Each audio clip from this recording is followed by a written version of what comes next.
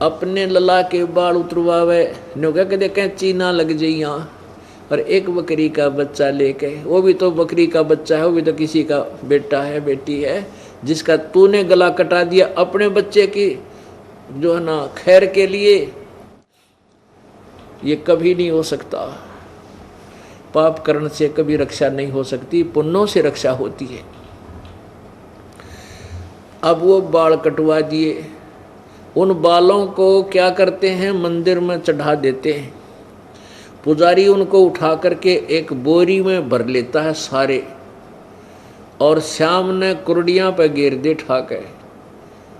अब वह बाड़ा ने के माँ सिर में मारेगी वह माता, और कौन से वह बैंक में जमा कराने के हैं, वह पुजारी बैंक में जमा कराएगा, उसने बाहर फेंकने हैं। आप क्यों ना काट के अपने घर पे डाल दो, उसने कहीं डालो। उन्हें जाना रद्दी के कुरडियों पे है, गंध में डालना उन बालों को। तो परमात्मा हमें इस अज्ञान से हटा के तत्व ज्ञान के आधार से सतभक्ति प्रदान करना चाहते हैं, ताकि तुम्हारा कल्याण हो सके।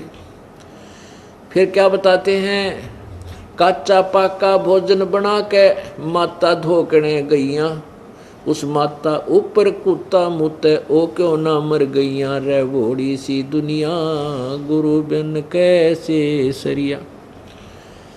हमारी दादी जा करती माता दुखवाया करती हमारे से दादी जी, और वो क्या करा करती, ये गुलगुले पूड़े पाड़े बनवा लिए, दलिया बनवा लिया मीठा, और नो कहती है जल्दी करे। मेरी चाची ताइया ने कहती जल्दी बना, कितनी देर ला दी तने।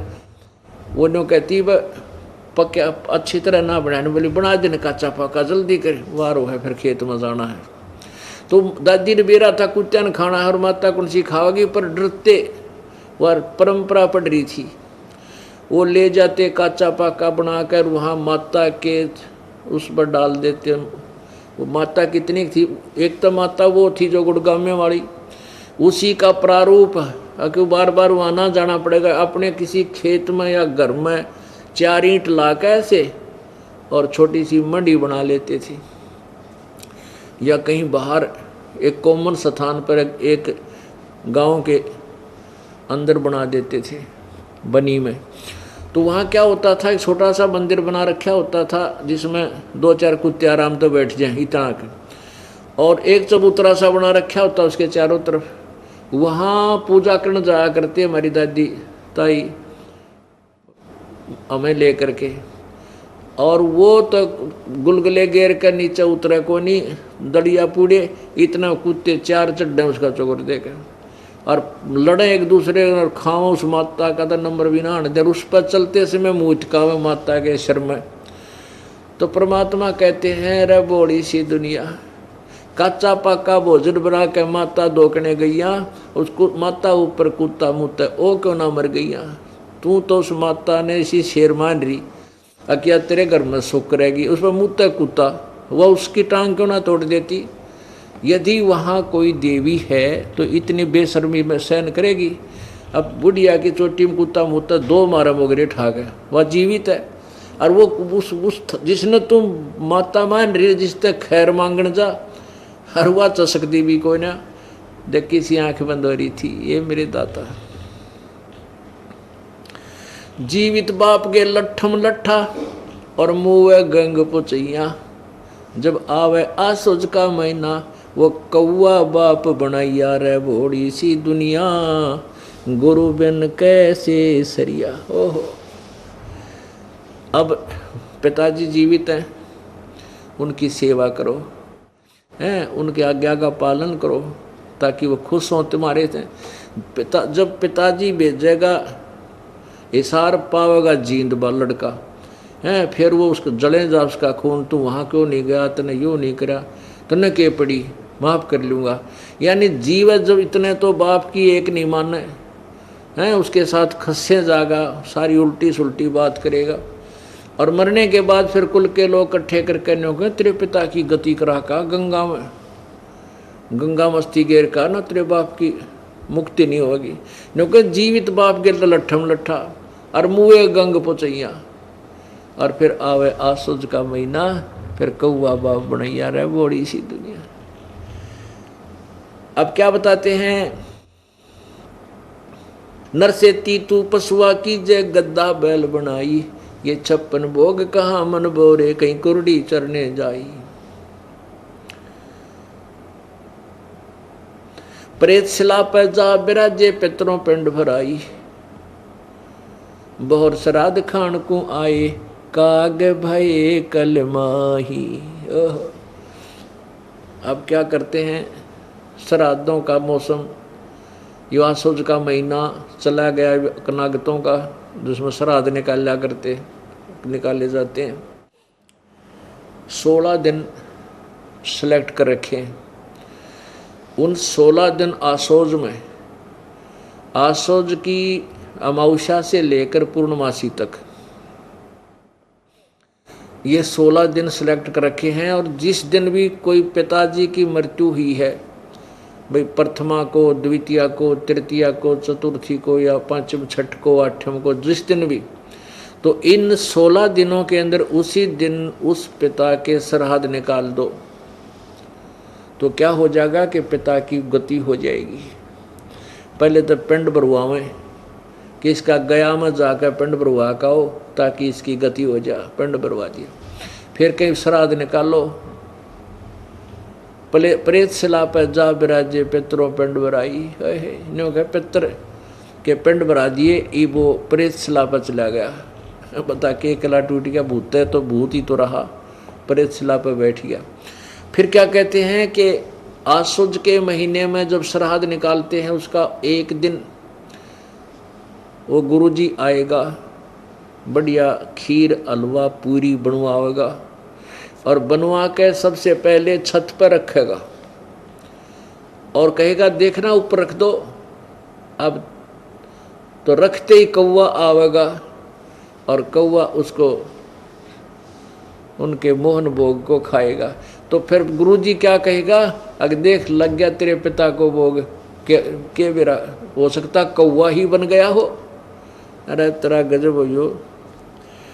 अब कहाँ से पिता की गति कराने लगे थे, पहले अस्थि उठाओ पिता की गति हो गया, गंगा में डाल काओ, फिर 13वीं बनाओ, 13वीं करो, किस लिए पिता की गति हो जाएगी, फिर महीना करो, फिर 6 माही करो और फिर वर्षी करो, किस लिए, पिता की गति करने के लिए।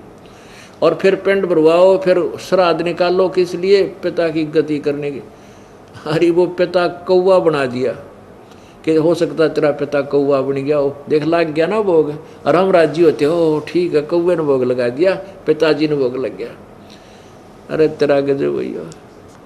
जीवित बाप के लट्ठम लट्ठा मुआ गंग पुचैया, जब आवे आसोज का महीना वो कौवा बाप बनाया रे भोड़ी सी दुनिया, सतगुरु बिन कैसे ही सरिया। आसोज के महीने वो कौवा बाप बना, वो बाप कौवा बना के छोड़ा गति कराने वालों ने। अब क्या बताते हैं, जय सतगुरु की संगत करते ये सकल कर्म कट जाई।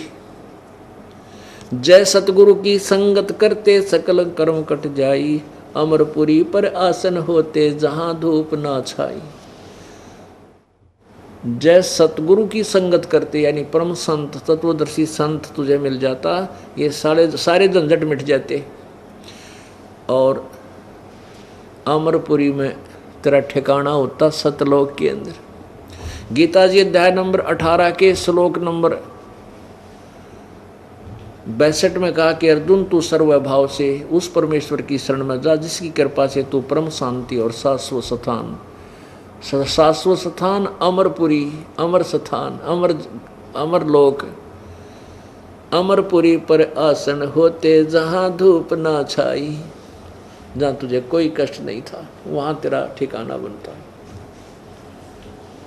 अब क्या बताते हैं, ये सारी कुछ कहानी सुनाकर परमात्मा हमें क्या याद दिलाना चाहते हैं कि जो साधनाएं आप करते हो, प्रथम तो आप राम नाम लेते नहीं, इच्छा ही को ना बनती किसी की, और कोई पुण्यात्मा पूर्व संस्कार से कहीं भक्ति की तरफ लगती है तो उसको दिशा ठीक नहीं मिलती, वो अपने मनुष्य जीवन को बर्बाद करके चला जाता है। और जब साधना हमें मिलती है परमात्मा की, तो फिर हमें सर्व सुख प्राप्त होते हैं, हमारा मोक्ष हो जाता है। अब जैसे हम ये श्राद्ध निकालते हैं, तो श्राद्ध कहाँ से लिए हमने? अपने पुराणों से हमने श्राद्ध निकालने का जो है, जो परंपरा है, पुराणों से पढ़ी, पुराणों से ही हम फिर गुरु लोग बताते थे कि पुराणों में लिखा है, ऐसा लिखा, उस पुराण में ऐसा लिखा, उसने ऐसा श्राद्ध नहीं किया तो उसका पिता यूँ दुख पाए, उसने ऐसा होगा, उसके पिता यूँ दुख पाए। पुण्यात्माओं, एक रुचि ऋषि था, रुचि ऋषि, उसने वेदों को पढ़ा। वेदों में लिखा है कि मनुष्य जीवन दुर्लभ है और मनुष्य जीवन प्राप्त करके एक परमात्मा जो कुल का मालिक है, उसके अतिरिक्त किसी आन उपासना नहीं करनी चाहिए, ना कोई कर्मकांड करना चाहिए, ये जैसे श्राद्ध शुद्ध निकालना, तीर्थ भ्रमण आदि। केवल एक परमात्मा की साधना करनी चाहिए, वही पूर्ण मोक्षदायक है और उसकी भक्ति अनन्य मन से करनी चाहिए। तो उस पुण्यात्मा ने जैसा भी विचारों वेदों को समझा, उसके आधार से उसने ब्रह्मचर्य का पालन किया और वेदों अनुसार जो भी उसको साधना की प्राप्त हुई थी कर रहा था। उसकी 40 साल की उम्र हो गई थी, 40 वर्ष की। तब उसके 3 पहले के 4 पिताजी, दादाजी, परदादाजी और चौथा दादाजी, ये 4 पितर दिखाई दिए। उन पितरों ने कहा कि बेटा तू शादी करवा ले, तू विवाह क्यों नहीं करवाता, आप शादी करवाओ और हमारे श्राद्ध निकालो, हम अधोगति को प्राप्त हो रहे हैं यदि तू हमारे श्राद्ध नहीं निकालेगा। अब रुचि ऋषि सामने ऊपर आकाश में अपने 4 दादा, पिताजी, दादा, परदादा और चौथे दादा को देखकर एकदम सहम गया, प्रभावित हुआ, हाथ जोड़कर कहने लगा कि हे पितामहो, वेद में इस कर्म कांड को, यानी जो श्राद्ध आदि आप करने को कह रहे हो, इसको तो अविद्या लिखा है कि मूर्खों के काम है ये करना, फिर आप मुझसे क्यों करवा रहे हो, ऐसे कर्म में मुझे क्यों लगा रहे हो? और पितर भी स्वीकार करते, कहाँ बेटा, वेदों में इसको अविद्या ही लिखा है, फिर भी ऐसा है वैसा है, तगड़मबाजी मारते हैं। कोई बात हुई? एक राजा का संविधान है, राजा का विधान है कि ऐसा करोगे तो तुम्हें ये सजा मिलेगी। जैसे किसी ने किसी की हत्या कर दी तो उसको सजा मिलेगी, 20 साल की कैद होगी, और उसके विपरीत उस कानून को तोड़ने से। अब जैसे एक दरोगा का मित्र था एक व्यक्ति गांव में, तो उसने अपने मित्र दरोगा से, जो उसी क्षेत्र का प्रभारी था, उसे जाकर कहा कि मेरा साथ वाला घर में मेरा एक पड़ोसी मुझे बहुत परेशान कर रहा है, मैं बहुत तंग कर रखा हूँ उसने। तो उस दरोगा जी ने कहा उसके मित्र ने कि तू मार उसका लठ, माफ देख लूँगा। अब दरोगा जी के आदेश का पालन करते हुए उस व्यक्ति ने आकर अपने पड़ोसी के झगड़ा ठान लिया और लट्ठम लट्ठा हो गया। उसका सिर में चोट लगने से वो पड़ोसी मर गया। अब पड़ोसी मर गया तो राजा का विधान टूट गया, तो उसको पुलिस पकड़ कर लेकर गई और जेल में डाल दिया, उसको सजा हुई। अब क्योंकि उसने राजा का विधान तोड़ दिया, एक अधिकारी के कहने थे, अधिकारी की आज्ञा का पालन कर लिया और राजा का विधान तोड़ दिया, तो दंड का भागी हुआ।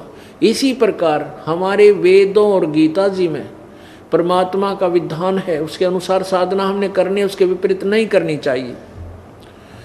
यदि उसके विपरीत कोई देव है, चाहे ब्रह्मा है, चाहे विष्णु है, चाहे शिव है, या कोई और ऋषि है, महर्षि है, कोई आज्ञा करता है उस परमात्मा के विधान के विपरीत कोई साधना करने को, तो वो शास्त्र विधि विरुद्ध साधना है। और गीता जी अध्याय नंबर 16 के श्लोक नंबर 23 में लिखा है कि शास्त्र विधि को त्याग कर जो मनमाना आचरण करते हैं, वो मनमानी पूजा करते हैं, ना उनकी कोई गति होती है, ना कार्य कोई सिद्धि होती है, ना उनका कोई सुख प्राप्त होता है, उनको व्यर्थ होता है। पितर खुद स्वीकार कर रहे हैं कि जो भी आप क्रिया कह रहे हो वेदों में इसको अविद्या बताया है, और स्वयं कह रहे हैं कि पुत्र फिर भी ऐसा है ना, पितर ये दे देते हैं, पितर वो दे देते हैं, तो वो आदेश पितरों का है। विष्णु पुराण के अंदर यहाँ तक प्रमाण लिखा है कि श्राद्ध निकालने के लिए ब्राह्मण बुलाने चाहिए, जैसे पितरों के लिए तो इवन नंबर, और देवताओं के लिए ऑड नंबर है। फिर उसमें आगे बताया है कि यदि 1000 ब्राह्मणों के 1000 ब्राह्मण बुलाए गए हों श्राद्ध निकालते समय, और उनके सामने उनके समक्ष एक योगी यानी तत्वदर्शी संत एक अकेला ही वहां बुला लिया जाए श्राद्ध कर्म में, तो वो तत्वदर्शी संत उन 1000 ब्राह्मणों का भी उद्धार करे और यजमान का भी उद्धार करे। तो पुण्यात्माओं, परमात्मा कहते हैं एक का साध्य सब सदय, सब साध्य सब जावे, और माली सींचे मूल को फिर फले फूले अगावे। हम क्यों ना उस ऐसे तत्वदर्शी संत की खोज करें जिससे हमारा भी उद्धार हो और हमारे पितरों का भी उद्धार हो, उन पितरों का भी उद्धार करे वो योगी। ये देखिएगा विष्णु पुराण इसके 213 पृष्ठ पे ये है श्री विष्णु पुराण। इसके श्री विष्णु पुराण अनुवादक हैं श्री मुनिलाल गुप्त, और कहाँ से ये प्रकाशित और मुद्रित है? गीता प्रेस गोरखपुर, गोविंद भवन कार्यालय कोलकाता का संस्थान है। इसके 213 पृष्ठ पे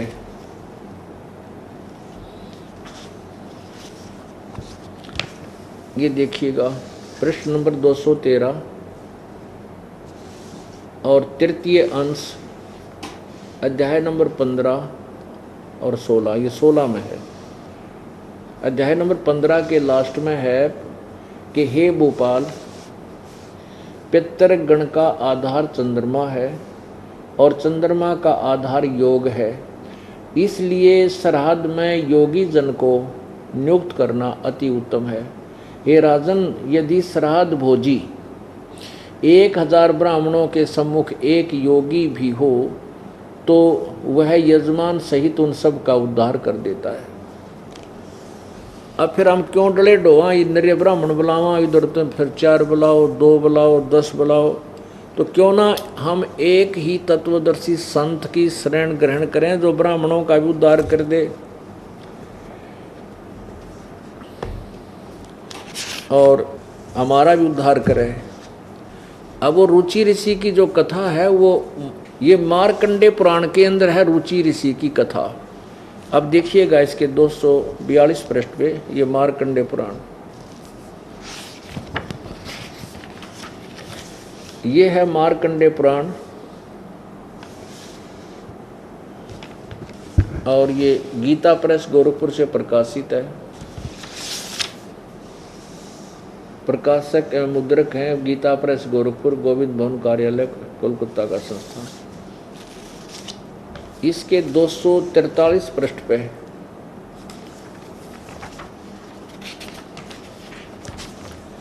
ये देखिएगा, 242 पृष्ठ से प्रारंभ होता है संक्षिप्त मार्कंडे पुराण। नीचे रोच्य मुनि की उत्पत्ति कथा, रोच्य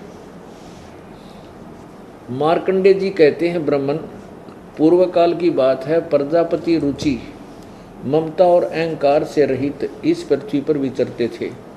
उन्हें किसी से भय नहीं था, वे बहुत कम सोते थे। उन्होंने न तो अग्नि की स्थापना की थी, न अपने लिए घर ही बना रखा था। वे एक बार भोजन करते और बिना आश्रम के रहते थे।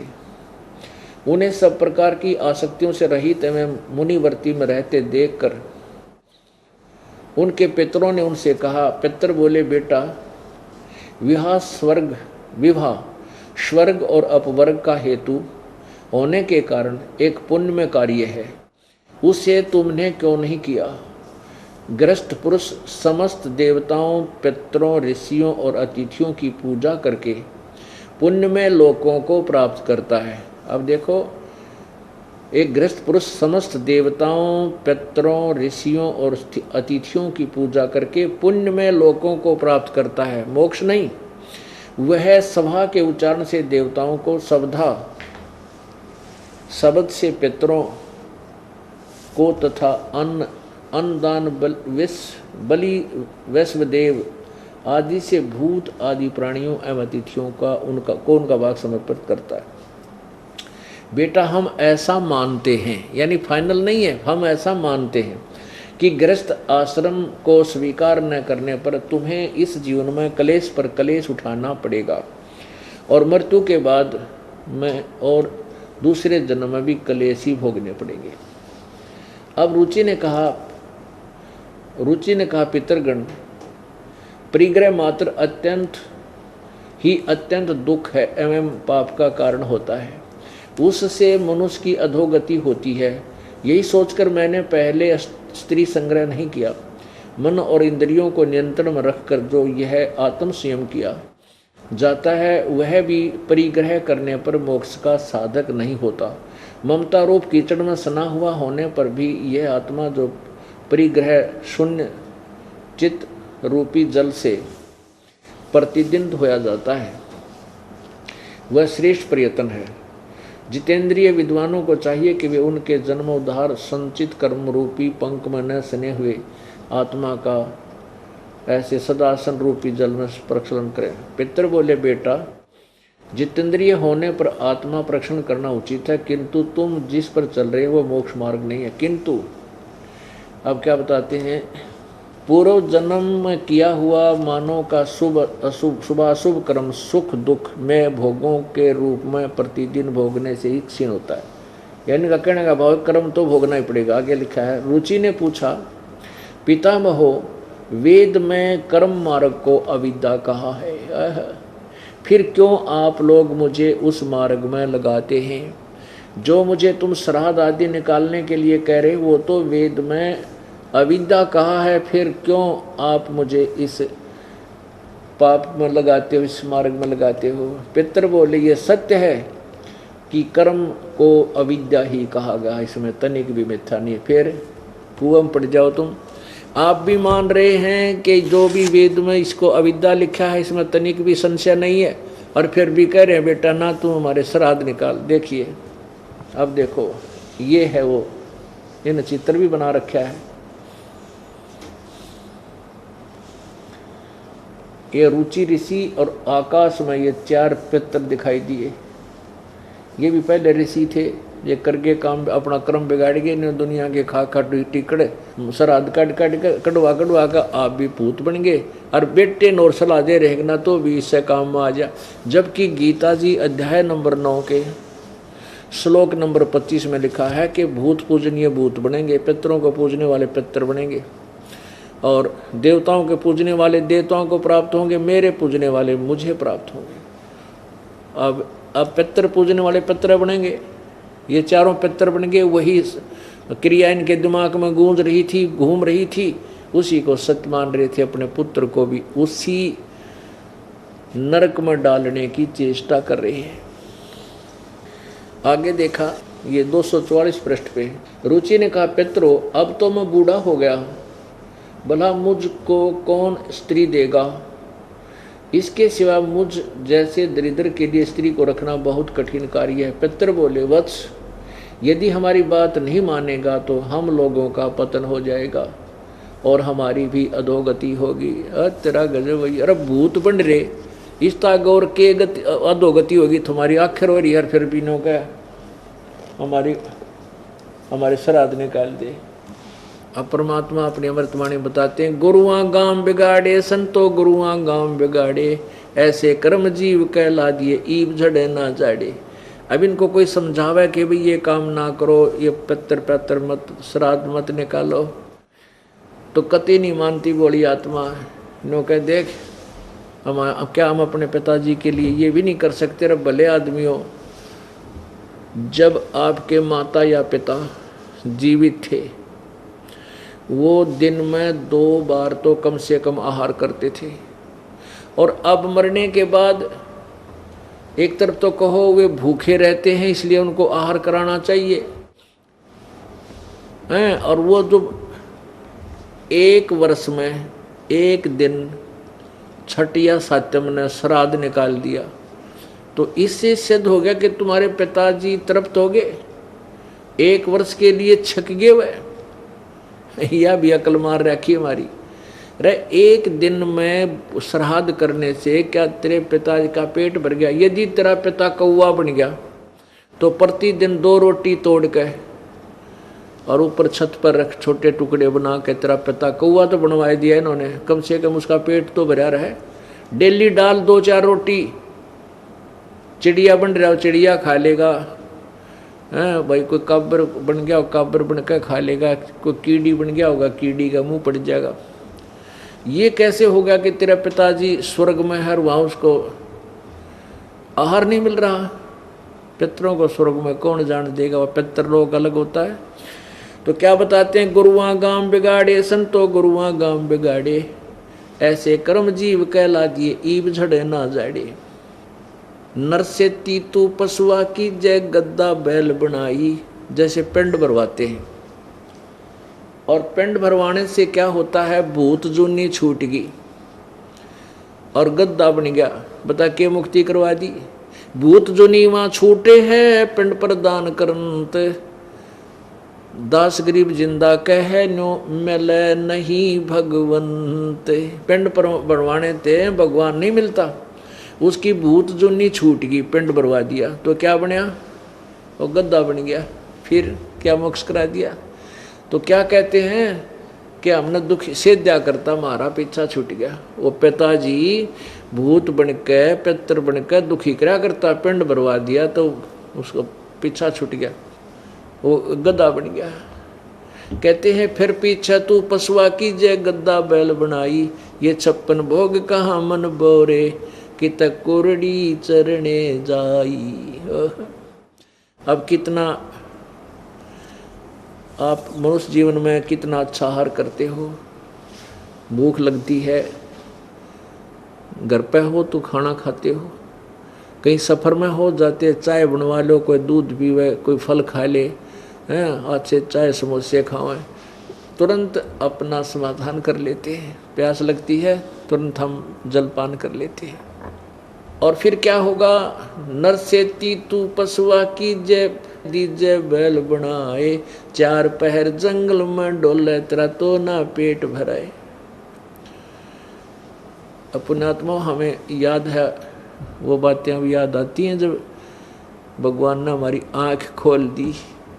इस दास का जन्म किसान परिवार में जो हुआ, और हमारे एक बैल था, उस बैल के पैर में पिछले पैर में खुरों के बीच में एक कील लागेगी, कील अच्छी 1.5 इंच की चोबा कील, एक जो है ना सक्रिय सा था, और वो अंदर घुस गई। उसके ऊपर की कैप को नहीं थी, वह टोपी सी होती है वो टूट गई थी, उसने किसी नालायक ने बाहर फेंक दी गली में, और वो बैल के पिछले पैर में घुस गई। सुबह सुबह अंधेरे में वक्त से लेकर गया था अली। अब वो पैर में एकदम घुस लगी, जल्दी जल्दी कदम रखने से वो और अंदर चली गई। आली ने ध्यान नहीं दिया, सोचा कोई ठोकर सी लगी होगी बैल के, और हो जाएगा ठीक। क्योंकि वहाँ पहले समाधान बताया करते जो बड़े बूढ़े थे कि हाल बैल के पैर में कोई लंग हो जा तो उसने रोका नहीं करते, उसको काम को लेते रहें, नहीं तो वो फिर नस पे नस चढ़ जाती है, वह ज़्यादा दुखी करती है। इस दृष्टिकोण से हाली ने उसको चलते रखा, रुकने नहीं दिया। वो क्या हो गया कि चल चल के कंकर पत्थर लग के वह अंदर ठुक गई, बाहर भी दिखाई नहीं दे। और सारा दिन जैसे तैसे उस बैल को चलाया। शाम को वो 3 पैरों से चलकर आ रहा है, आते ही बैठ गया, ना चारा चरया ना जलपान किया, आंखों में पानी गिरे, सुबह उठा नहीं। अब सुबह तक उसके पैर में सोजिश आ गई, स्वेलिंग होगी, पूरा पैर सूज गया ऊपर, घुटनों तो ऊपर तक। देसी वैद्य होया करते गांव में, कोई एक व्यक्ति बुलाया, पुराना बुजुर्ग सा, वो कहने लगा भाई इसके गोड्डे में, घुटने में बाव आया हुआ है, और उस घुटने के ऊपर पट्टी बांधनी शुरू कर दी, गर्म कोई बनू का जैसे भी जड़ी बूटी, कील लगी है नीचे खुर में, और ट्रीटमेंट हो रहा है घुटने का। अब वो बोल के नहीं बता सकता मेरे कहाँ चोट लगी है। और जब वो मनुष्य शरीर में था, धरती तो लिया करता, उसको सोचा भी नहीं होगा तेरे साथ ये बन जाएगी नालायक प्राणी परमात्मा की भक्ति के बिना। 1 महीने के बाद वो वैसे खुर देख लिए थे पहले, हाथ उठ मार के हमारे घर वालों ने भी, उस देसी वैद्य ने भी, लेकिन वो कील अंदर घुसी हुई थी, निशान भी नहीं था। पीड़ा इतनी जबरदस्त के बैल ना चारा तरह ना जल पीवे। 1 महीने के बाद वो कील जहाँ लगी थी वो पक के अपने आप फूट कर उसमें से मवाद निकलने लगा। फिर देखा एक बुलाया व्यक्ति, एक चिमटी सी ले रहा था वो नकचुंडी, उसके साथ सुना खुरच के वो देखा, वो पकड़ के खींची, अरे तरह गजब वही हो, या कील लगी थी बैल के पैर में। फिर वो बैल चारा चरण लगा, धीरे धीरे स्वस्थ हुआ। पुण्यात्माओं, अब ना तो वो ये बता सका मेरे कहाँ पीड़ा है, पीड़ा हो रही, पीड़ा थी खुरों के बीच में पैर में, और इलाज घुटने का, पट्टी वहाँ करने लग रही। तो हमारी वो दुर्गति होगी जो भक्ति नहीं करते। जब वो मानुष शरीर में होगा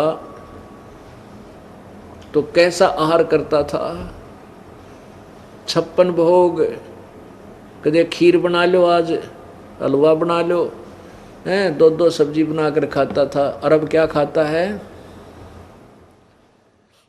कांदे जुआ जोते कुआ कौंदों का बुस खावे। पहले क्या करते थे कि बैल को एक रहट में जोड़ देते थे, रहट होता है सिंचाई करने के लिए, कुएं से जल निकालते थे, और उस कुएं वाले एक कोल्लू की तरह बैल जोत दिया जाता था, वो चलता रहता, पानी खेतों में जाता रहता। तो उसको सुबह जोत देते थे, दोपहर को 1 घंटा रेस्ट देते थे, उसके लिए सूखा आहार, तूड़ा, भूस, जौ का भूस इतना बेकार होता है, उसको पशु खाता नहीं। पहले गेहूँ नहीं होते थे, बहुत कम होते थे, ऐसे ही जौ वगैरह हो जाते थे, तो उसके भूस को तो खाते समय उसके वो होते कांटे से होया करे, तुस बोलते हैं उनको, और वो खावर उसके मुंह में फंसा, और वो आँखा में का पानी पड़ा, लेकिन भूख लग रही, वो खाना पड़ता था। तो वो दुर्गति नारी सुबह हाली क्या करता है, सुबह जोड़ देता बैल में, बैल को 2 पैर को जल पिलाता है, फिर सारा दिन काम लेता, शाम को चलते समय 1 बार जल पिलाया करते थे, चाहे उसने प्यास लगो चाहे भूखा मरो। अब वो बोल के नहीं बता सकता, ना कोई अग्रम अग्रम कर सकता। अब तो आप आते हो सत्संग में, आधे तो लटके ले रहे होंगे, नो लटके बैठे बैठे भी, और भूल जाते हो कि पशु बन जाने के बाद कोई नहीं बैठने देगा, कड़ में लठ लगेगा और हाथ में रस्सा होगा दड़ी के, उस बैल बन के। तो इन दुखों को याद करके घना डरना पड़ेगा, अपने बहुत ज़्यादा भय बनाना पड़ेगा। ये सब ज्ञान सुनाने का उद्देश्य है कि सच्चाई से परिचित हो, और सच्चाई से परिचित होकर आपके दिल में डर बने और भय बिन भक्ति नहीं हो सकती। एक व्यक्ति क्या कह रहा था, जो भगवान से दूर होते हैं, ऐसे चर्चा चलती थी, तो एक कहने लगा ये तो ना वैसे डराने के लिए कह रखा है, बोल रखी है वाणियाँ। कहते हैं संत के भी तो फिर गधा बन जाएगा, कुत्ता बन जाएगा, है न्यू दुख होगा। ऐसा कुछ नहीं होता, मनुष्य तो मनुष्य ही रहेंगे, कुत्ते कुत्ते बना करते हैं। अरे वाह भले आदमी। अब देखो कोई किसी को कहता है भाई चोरी मत करना, और चोरी करेगा तो तुझे पुलिस पकड़ेगी, सजा होगी, कैद में डाल दिया जाएगा। अब कोई न्यू कहे कि ये तो वैसे डराने के लिए कह रहा है तुझे। पुण्यात्मा, इसमें डर भी है और सच्चाई भी है। यदि वो डर गया तो बुराई से बचेगा, बुराई से बचेगा तो दंड से बचेगा। इसी प्रकार ये सत्य है जो आपको बताया जाता है, और इस सत्य को आप सत्य मानकर इसको डरोगे और भक्ति करोगे तो आने वाली आपदाओं से आप बच जाओगे और परमात्मा प्राप्ति होगी। बोलो सतगुरुदेव। परमपिता परमात्मा, कबीर देव, कबीर प्रभु, अल्लाह, कबीर,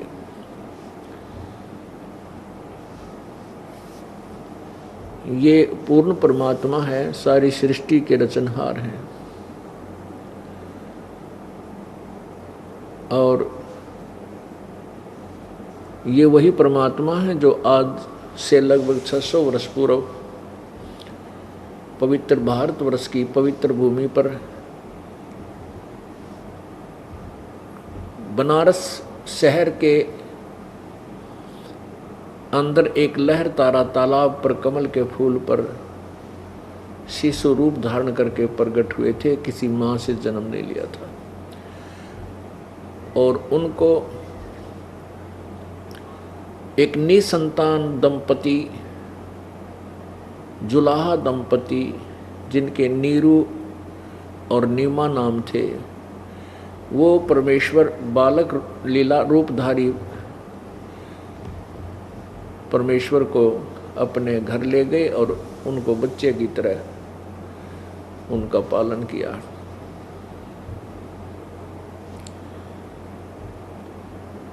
पुण्यात्माओं, कई शंकाएं हो जाती हैं कि एक तरफ तो हम भगवान परमेश्वर कबीर देव को सबका पालनहार कहते हैं, और फिर उनका पालन किया एक जुलाहे ने।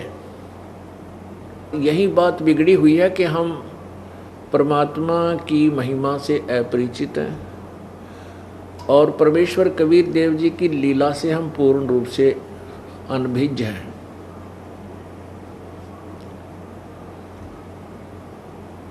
कबीर परमेश्वर जी बालक रूप में जब 25 दिन के हो गए, और 25 दिन तक उन्होंने कुछ भी आहार नहीं किया।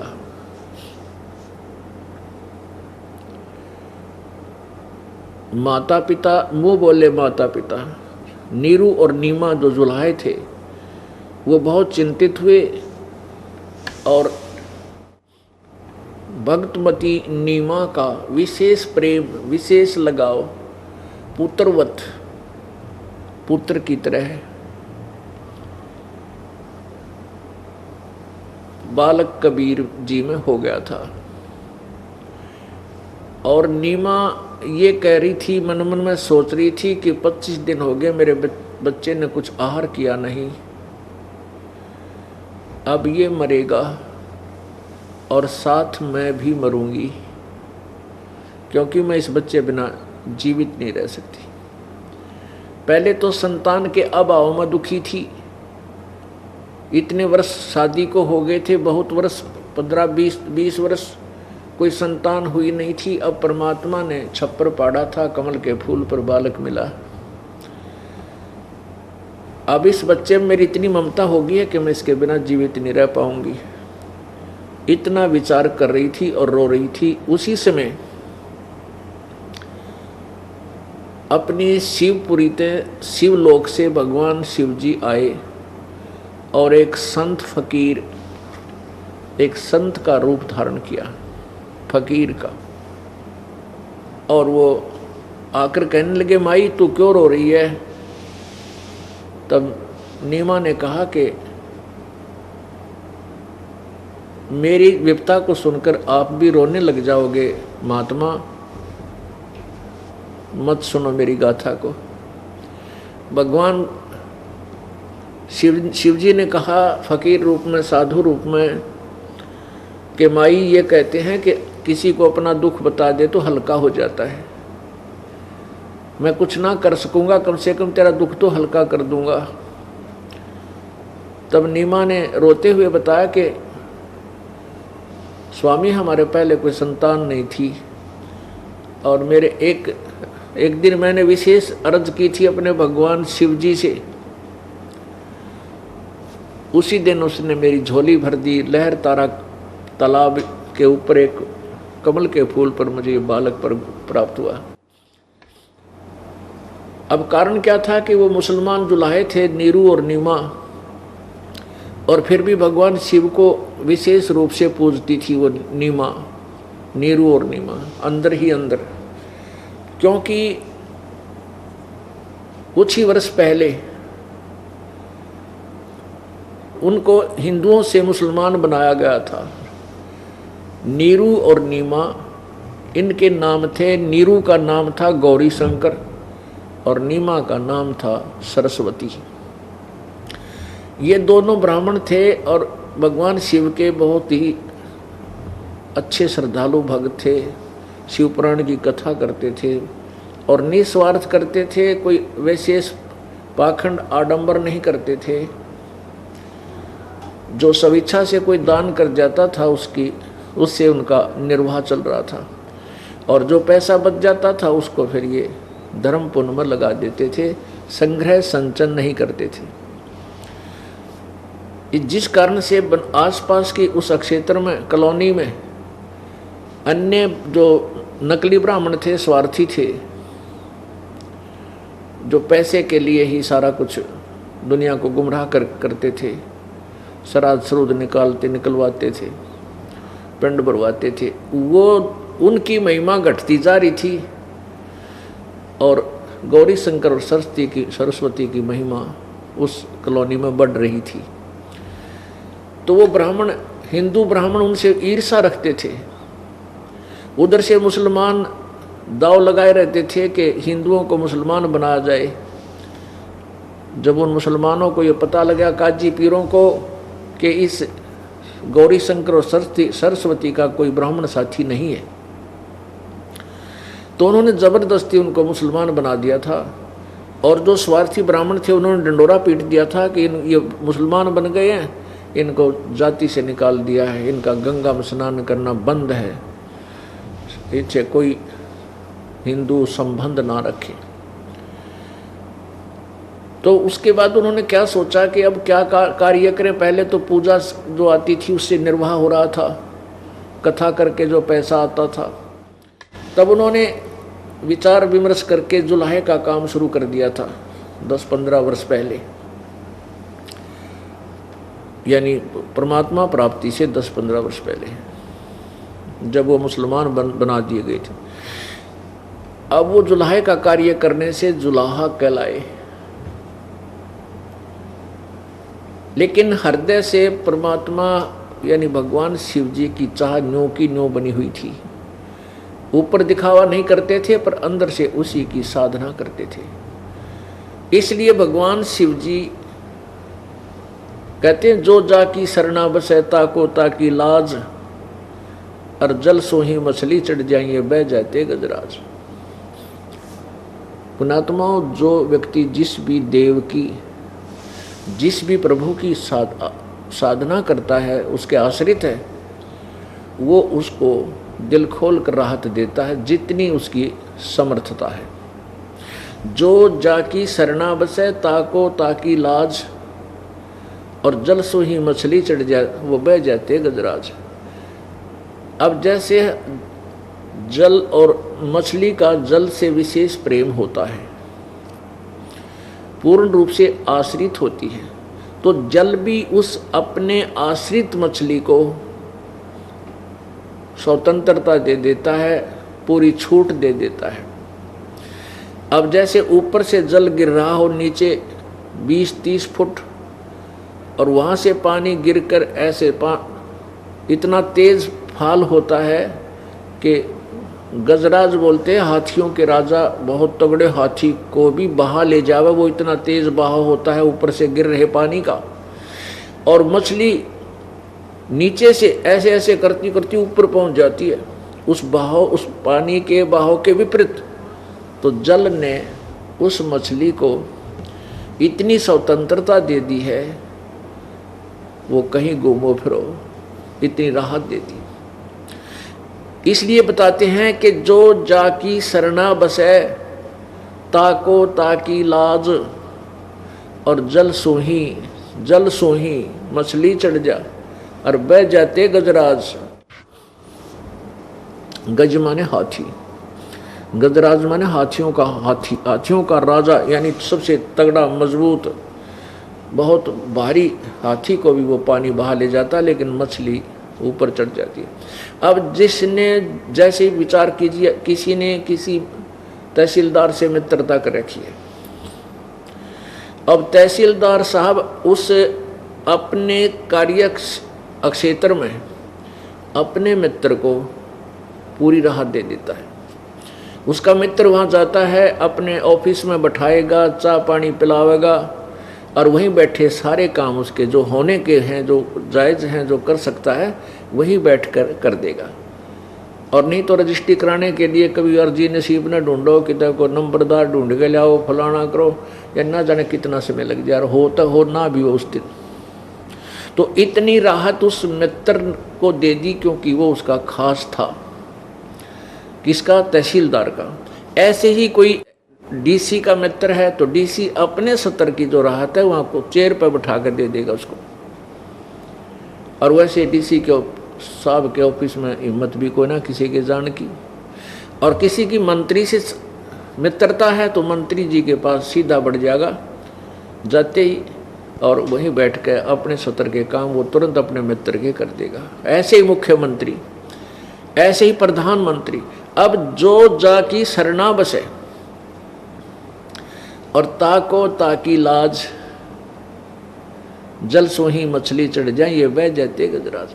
तो ऐसे ही जिसने जिस भी देव की, भगवान की पूजा की है, जिस पर वो आश्रित है, तो वो भगवान, वो प्रभु, वो स्वामी अपने सत्र का लाभ अपने उपासक को अवश्य दे देता है, जितनी उसकी क्षमता है। और उसके दुख में भी दुखी होता है। तो भगवान शंकर वहाँ आए, उन्होंने सारी कथा जानी, फिर कहा कहाँ है तेरा बेटा? नीमा से कहा तेरा पुत्र कहाँ है? नीमा ने बताया कि स्वामी जी 25 दिन हो गए मेरे बच्चे ने कुछ आहार नहीं किया, और ये मरेगा, साथ में भी मैं भी मरूंगी, जी नहीं सकती इसके बिना, मेरा इसमें ना जाने क्यों इतना मोह बन गया। तो भगवान शंकर बोले वो बच्चा कहाँ माई मुझे दिखा। अब वो नीमा लाई उठा के, और भगवान शिव जो खड़े थे साधु रूप में, उनके चरणों में बच्चे को डालना चाहा, ऐसे उनके चरणों में उसने तो डाल ही दिया था। तो परमात्मा वहाँ के चरणों से ऊपर ही हाथ से उठे, जैसे न्यू डालना चाहे थी, हाथ से उठे और 5-6 फुट की ऊंचाई पर अपने आप दूर जाके ऐसे स्थिर हो गए बच्चे। तब भगवान शिव ने ऐसे किया, परमात्मा उनके हाथों में आ गई। और फिर चर्चा हुई, 7 बार वो बालक बोला, 7 प्रश्नोत्तरी, 7 बार प्रश्नोत्तरी हुई भगवान शिव, यानी इस तमगुण शिव, त्रिलोकीय शिव और परमेश्वर पूर्ण ब्रह्म की। तब परमेश्वर ने शिव जी से कहा कि भगवान शिव जी, इसको कहो, माई से कहो कि एक कंवारी गाय लावे, और उस कंवारी गाय के ऊपर आप आशीर्वाद दे देना, थपकी लगा देना उसके कमर पे, वह दूध दिया करेगी।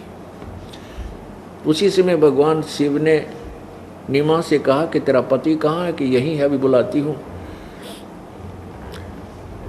और नीरू आ गया, नीरू से सारी कहानी बताई। वो तुरंत ही गया और एक कुंवारी गाय और एक कोरा मटका, कोरा घड़ा, कुम्हार के तो सूचा घड़ा लिया, साफ सुथरा छोटा सा,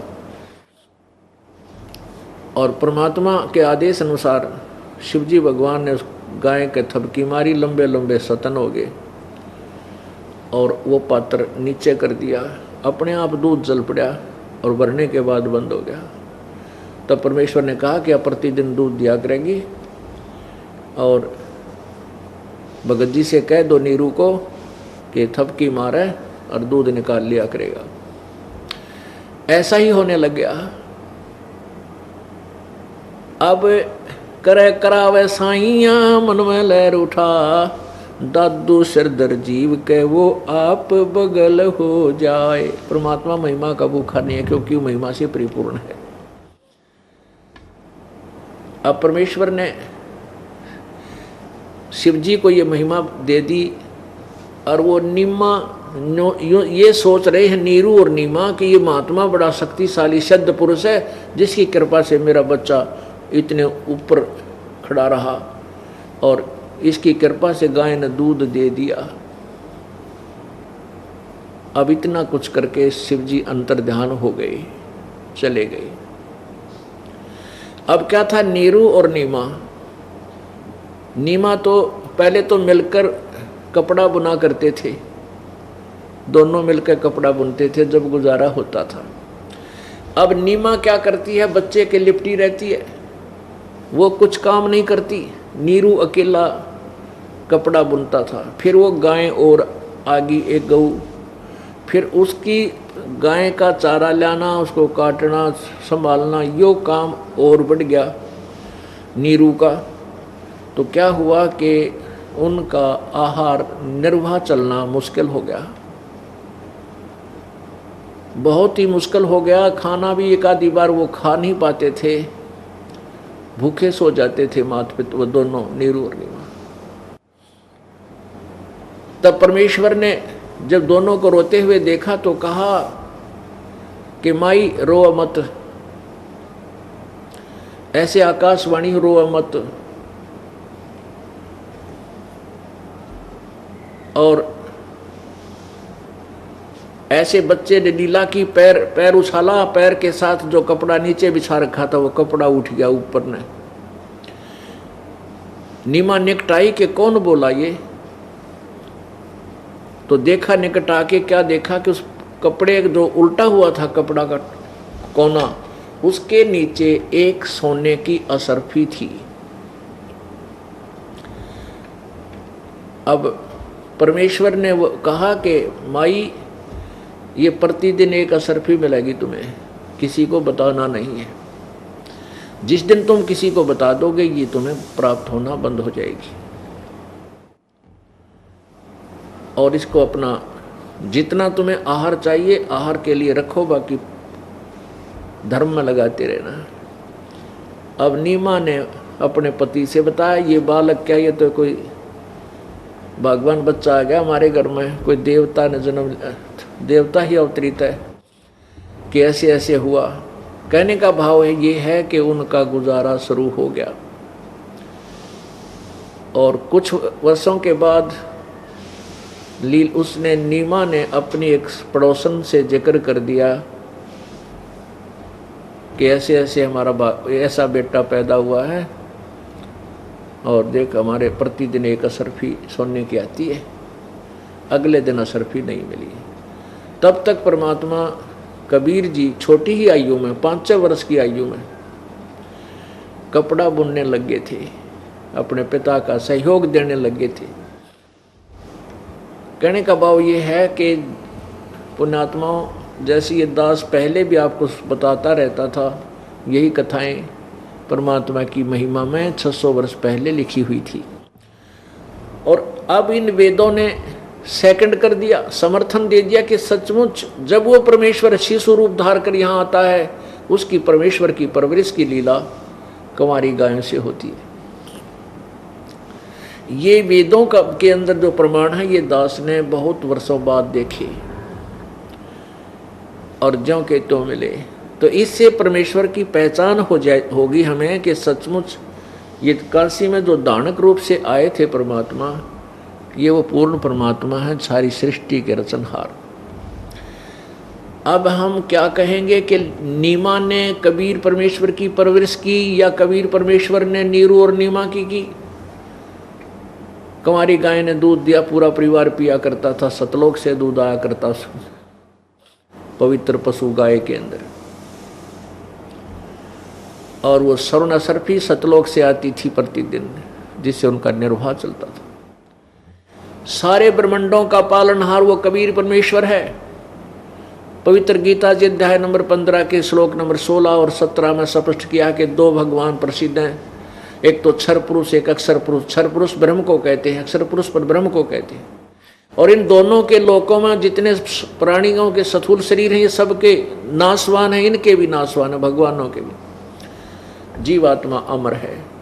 उत्तम पुरुषत्व ने 15वें अध्याय के 17वें श्लोक में कहा कि वास्तव में श्रेष्ठ भगवान तो कोई और है जिसको परमात्मा कहा जाता है, और वही तीनों लोकों में प्रवेश करके सबका धारण पोषण करता है। गीता जी अध्याय नंबर 15 के श्लोक नंबर 1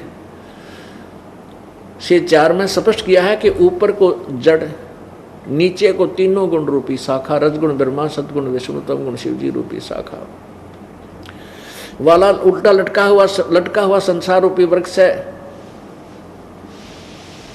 तो पुण्यात्माओं, वृक्ष को आहार जड़ से मिलता है, मूल से मिलता है, और मूल से आहार तना में जाता है। तना अक्षर पुरुष ये पर ब्रह्म है। फिर उसके बाद डार में जाता है, डार ये क्षर पुरुष यानी ब्रह्म है, ज्योति निरंजन 21 ब्रह्मांड का स्वामी। और डार से फिर शाखाओं में जाता है, और पात रूप संसार।